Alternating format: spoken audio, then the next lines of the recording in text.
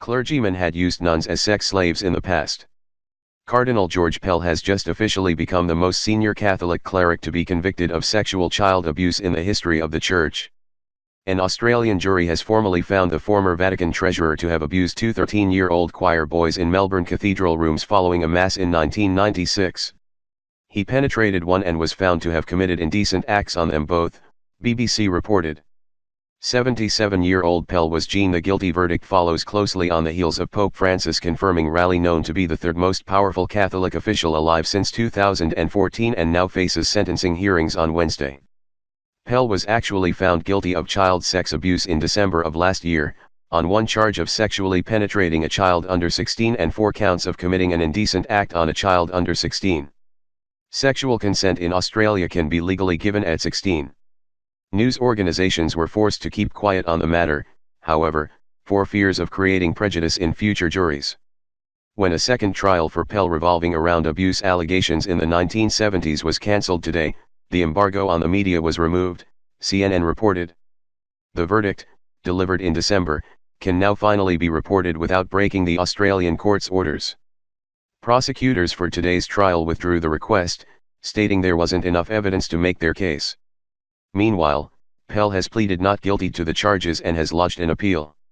While enraged citizens and frantic members of the media flocked to gather statements from Pell as he exited the court today, the Vatican announced that it was prohibiting Pell from public ministry and that he is now banned from contact with minors until the appeal is over. The Vatican reported that the situation was painful, and that it has the utmost respect for Australian law and its officials, but that Pell has the right to defend himself to the last degree. Cardinal George Pell has always maintained his innocence and continues to do so, Pell's statement read. The child sexual abuse incidents in question reportedly took place when Pell was Archbishop of Melbourne in 1996, where he preyed on two 13-year-old boys caught drinking wine following a mass. He scared them with the notion of being in deep trouble and forced them to perform the unspeakable. Pell allegedly abused one of the boys again the following year. While the court listened intently to the testimony of one of the victims, the other wasn't in attendance. He died of a drug overdose in 2014. Pell's lawyer, Robert Richter QC, argued that these allegations were entirely fabricated by the victims, but the jury vehemently rejected this idea. The victim in attendance expressed how stressful it was to be involved in the case, and this was not over yet. He also explained that he had suffered shame, loneliness, depression, and struggle stemming from Pell's abuse all those years ago. Like many survivors, it has taken me years to understand the impact upon my life, he said. It is painful news that we are well aware has shocked many people, not just in Australia, said Vatican spokesman Alessandro Gisotti.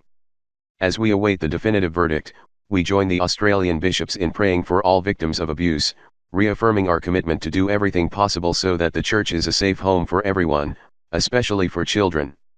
The court listened to troubling descriptions of Pell forcing himself on his victims, moving his archbishop's robe to the side in order to expose himself, and more, throughout the trial. In December the same month Pell was found guilty. The Vatican demoted him from the Pope's inner circle, where he was once in charge of the Vatican's finances. Pell's term as treasurer also expired last Sunday. This news follows closely on the heels of Pope Francis confirming that several clergymen have used nuns as sex slaves in the past and that those who sexually abuse children are tools of Satan. The Vatican's messages could thus be received with a bit of confusion, as the Pope's unprecedented summit on pedophilia seemed to indicate a new no-tolerance policy on the matter.